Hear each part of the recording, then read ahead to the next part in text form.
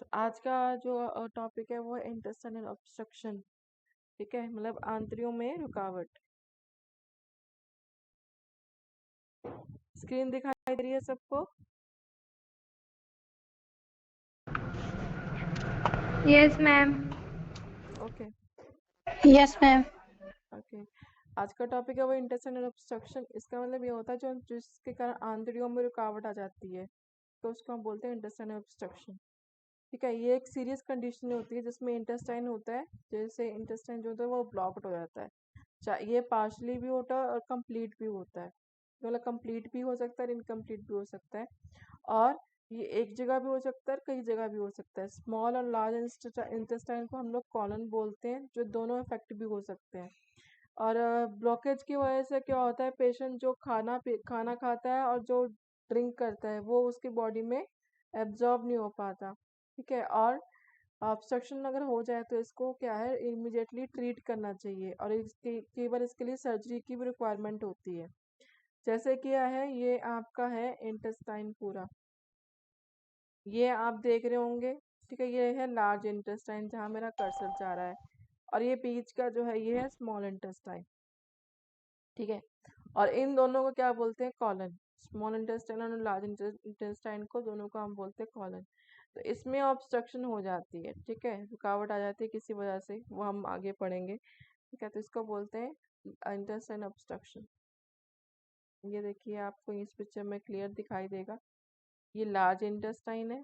ठीक है, और ये स्मॉल इंटेस्टाइन है, और ये दोनों को मिला के, लार्ज और स्मॉल इंटेस्टाइन को मिला के हम बोलते हैं कॉलन। और जब ये नॉर्मल व्यू है इंटेस्टाइन का, ये लार्ज इंटेस्टाइन और ये स्मॉल इंटेस्टाइन, ये दोनों को मिला के हम बोलते हैं कॉलन। और ये जो है ये नॉर्मल है। अब इसमें ऑब्स्ट्रक्शन हो गई किसी कारणवश से, रुकावट जिसे बोलते हैं। ठीक है, रुकावट आ गई है, ऑब्स्ट्रक्शन हो गई है, इसकी वजह से क्या है, जितना भी फ्लो है वो आगे नहीं जा पा रहा है। ठीक है, कॉजेज ऑफ इंटेस्टाइन ऑब्स्ट्रक्शन क्यों होता है, इसके बहुत सारे कारण हैं। फर्स्ट है मैकेनिकल ऑब्स्ट्रक्शन। मैकेनिकल ऑब्स्ट्रक्शन का मतलब क्या होता है, कैसे physically block the small intestine. इसमें स्मॉल इंटेस्टाइन, मैकेनिकल ऑब्स्ट्रक्शन में स्मॉल इंटेस्टाइन जो होता है वो प्रभावित होता है, मतलब ये वाला। ठीक है, स्मॉल इंटेस्टाइन क्या है, ये प्रभावित होता है मैकेनिकल ऑब्स्ट्रक्शन में। इसमें क्या होता है, एडहेजन। जैसे क्या है, abdominal सर्जरी के बाद, पेट की सर्जरी के बाद जो फाइबर टिश्यूज होते हैं वो डेवलप होने शुरू हो जाते हैं। ये मैं आपको आगे पिक्चर बताऊंगी, दिखाऊंगी। और वॉल्वुलस में क्या होता है, ट्विस्टिंग ऑफ द इंटेस्टाइन। ठीक है, इसमें आंतों की मरोड़ हो जाती है। और इंटरसब्स्टिट्यूशन का मतलब क्या होता है कि pushing of one segment of intestine into the next. इसमें एक इंटेस्टाइन क्या होता है दूसरे इंटेस्टाइन में जाके धंसना शुरू हो जाता है, जैसे ये है। ठीक है, ये इंटरस्पेशन है, इसमें एक इंटेस्टाइन क्या दूसरे इंटेस्टाइन में जाके धंसना शुरू हो गया, ये देखो। एडिशंस में क्या होगा, ऐसे फाइबर टिश्यूज क्या है, सर्जरी के बाद बननी शुरू हो जाता है। इसके बाद ये देखो ना, इंटेस्टाइन में ऑब्स्ट्रक्शन आ गई, यहाँ से कोई भी चीज पास नहीं हो सकती। और वर्बुलस का मतलब क्या होता है, ट्विस्टिंग ऑफ द इंटेस्टाइन।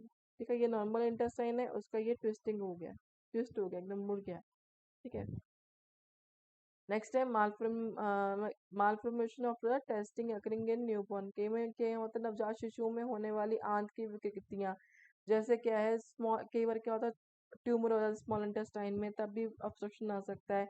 या फिर जो गॉल ब्लैडर, पित्ते की जो पथरी होती है, उसके कारण भी ऑब्स्ट्रक्शन हो सकती है। या फिर क्या है, कोई चीज़ ऐसी खा ली है जो जाके इंटेस्टाइन में डाइजेस्ट नहीं हो पाई बॉडी के अंदर, इंटेस्टाइन में जाके वो ऑब्स्ट्रक्शन क्रिएट कर सकती है, खासकर बच्चों में। हर्निया में क्या होता है, हर्निया में अब्डोमिनल मास बनना शुरू हो जाता है, जो कि ऑब्स्ट्रक्शन कर सकता है। या फिर इन्फ्लामेशन बाउल डिजीज, कि सूजन आंत रोग, मतलब क्या, जो बाउल डिजीज है, इंटेस्टाइन जो है उसमें सूजन आ गई है। जैसे क्या क्रॉनिक डिजीज में होता है, क्रॉन डिजीज में इसका हम बोलते हैं, इसमें बाउल क्या होता है, वो इन्फ्लेमेशन हो जाती है। Mechanical obstruction can also block the colon और लार्ज इंटेस्टाइन। ठीक है, मैकेनिकल जो ऑब्स्ट्रक्शन होता है वो लार्ज इंटेस्टाइन को और कॉलन को, दोनों को ब्लॉक कर सकता है। कैसे कर सकता है, वो है, या फिर क्या है, जिसको लंबे टाइम से क्या है, कॉन्स्टिपेशन की प्रॉब्लम है, तो वो जो है स्टूल है वो वहीं पर अटक के रह गया, हार्ड स्टूल है और वो इंटेस्टाइन में अटक गया। या फिर कॉलन का कोई कैंसर है, या छोटे बच्चों में क्या होता है कि जो म्यूकोनियम होता है वहीं पर अटक जाता है। म्यूकोनियम मतलब स्टूल, ठीक है। और ये आपको हमने बता दिया वोल्वोटाइस इंटेस्टिन। और डिवर्टिकुलस में क्या होता है, इसमें इन्फ्लेमेशन हो जाती है इंटेस्टाइन की और पाउच की तरह बन जाता है। वो मैं आपको पिक्चर दिखाऊंगी। स्ट्रक्चर्स क्या होता है, इसमें जो कॉलन होता है वो नैरो हो जाता है, सिकुड़ जाता है, क्योंकि वैसे क्यों उसके जो आसपास टिश्यूज होते हैं वो स्वेलिंग हो जाते हैं। ये है डाइवर्टिकुलस। इसमें ये देखो आपको बताया मैंने कि जैसे हमने यहाँ भी पढ़ा है, इसमें इन्फ्लेमेशन हो जाती है और इन्फेक्शन हो जाती है, पाउच टाइप बन जाता है। ठीक है, इन्फ्लेमेशन होगी, ठीक है, इन्फेक्शन होगी, पाउच पाउच टाइप बन गया। नॉन मैकेनिकल ऑब्स्ट्रक्शन में क्या होता है, नॉन मैकेनिकल ऑब्स्ट्रक्शन जो होती है, ये इसमें क्या होता है, जब मसल्स और नर्व्स जो होते हैं इन स्मॉल और लार्ज इंटेस्टाइन के, वो अपना फंक्शन जो होता है प्रॉपर नहीं कर पाते हैं, जिसको हम बोलते हैं पैरालिटिक इलियस। पैरालिटिक इलियस का मतलब ये होता है जब लार्ज और स्मॉल इंटेस्टाइन के जो मसल्स और नर्व्स है वो अपना काम क्या है प्रॉपरली नहीं कर पाते हैं। अब इसके कॉजेज ऑफ पैरालिटिक इलियस का क्या है, अबडोमिनल और पेल्विक सर्जरी क्यों नहीं काम कर पाते हैं, क्योंकि जो जैसे किसी की अबडोमिनल और पेल्विक सर्जरी हो फिर उसके कारण हो सकता है, या फिर इन्फेक्शन हो सकती है, पेट में कोई इन्फ्लेमेशन, या फिर अपेंडिक्टाइटिस, अपेंडिक्स में कोई इन्फ्लेमेशन।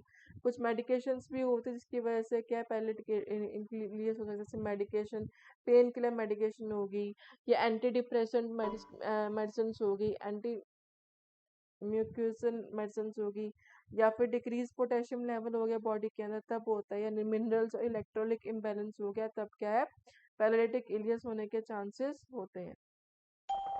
और नेक्स्ट है intestinal pseudo obstruction can be caused. Intestinal में जो ऑब्स्ट्रक्शन होती है वो कैसे होता है, पार्किन डिजीज, ये मैं आपको बताऊंगी, ये नर्व और मसल्स की डिजीज है, ये भी आगे बताऊंगी, हरकुल डिजीज ये भी आगे है, ठीक है। एक स्टार्ट करते हैं हम। इंटेस्टाइनल सूडो पार्किंसन डिजीज बता दिया, हार्किन डिजीज बता दिया, अदर न्यूरोमस्कुलर डिजीज और भी कोई न्यूरोमस्कुलर डिजीज हो, जैसे न्यूरोपैथिक, ठीक है, किडनी की कोई डिजीज हो, डायबिटीज मेलिटस में स्पेशली, तब ये प्रॉब्लम हो सकती है।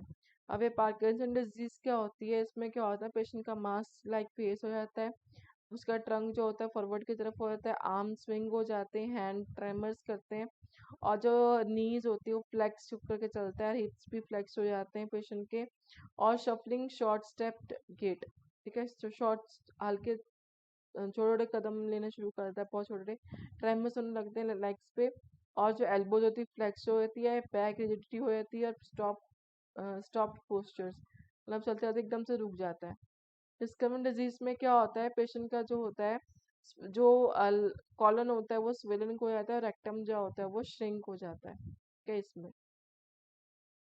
नेक्स्ट है सिम्टम्स, कैसे पता लगे किसी को इंटेस्टाइनल ऑब्स्ट्रक्शन है, इसको बहुत ज़्यादा पेट में दर्द होगा, स्वेयर एब्डोमेन पेन होगा, क्रैम्प्स होंगे, जैसे कि एक लहर सी चल रही हो पेट में, ऐसे क्रैम्प्स आएंगे, ठीक है, जैसे बोलते हैं हम लोग एटन, ठीक है, ब्लॉटिंग होगी, ठीक है, सूजन वगैरह होगी, या फिर नोजिया और वॉमिटिंग भी हो सकती है, दस्त लग सकते हैं किसी को, कॉन्स्टिपेशन हो सकती है क्योंकि बॉल मूवमेंट प्रॉपर नहीं हो रही है, और पेशेंट का गैस पास नहीं कर सकता क्योंकि वहां पर ऑब्स्ट्रक्शन हो चुकी है तो गैस पास नहीं होगी पेशेंट की, और अबडमन बहुत स्वेलिंग रहेगी, सोचो जो अबडमन लगेगा, और बहुत ज़्यादा आवाज़ें आएंगी, बाउल मूवमेंट प्रॉपर नहीं हो रही जिसकी वजह से पेट में से बहुत आवाज़ आएंगी, और जब वो ब्रीद करेगा, ठीक है, सांस लेगा तो बहुत गंदी दुर्गंध आएगी क्योंकि जो बॉडी का वेस्ट है बॉडी से बाहर नहीं निकल रहा है।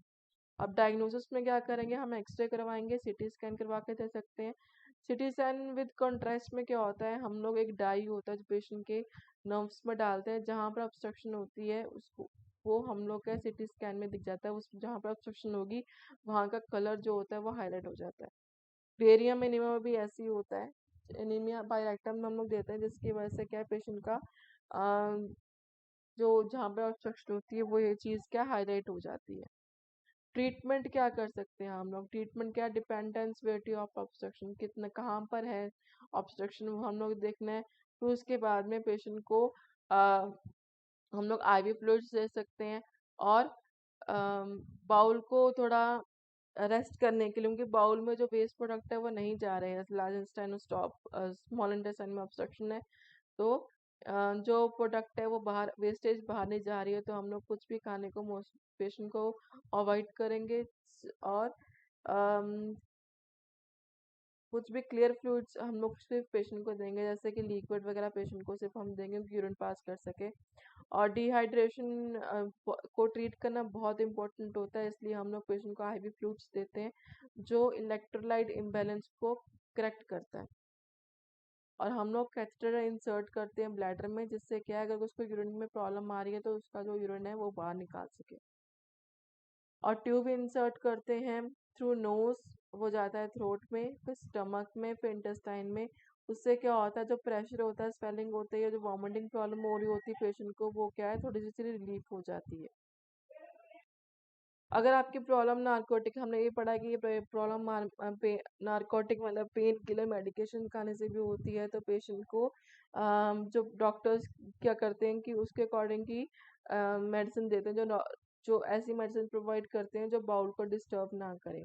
और सर्जरी हम लोग एंड में करते हैं, जब क्या है, जितने भी मेजर्स है, जितने भी हमने जो भी ये पढ़ाई की ये ट्रीटमेंट ऐसे ऐसे करते हैं, ये सारे मेजर्स जब फेल हो जाते हैं और तब हम लोग एंड में सर्जरी करते हैं। अब कॉम्प्लिकेशन क्या आ सकती है, पेशेंट को डिहाइड्रेशन हो सकता है, इलेक्ट्रिक इम्बैलेंस हो सकता है।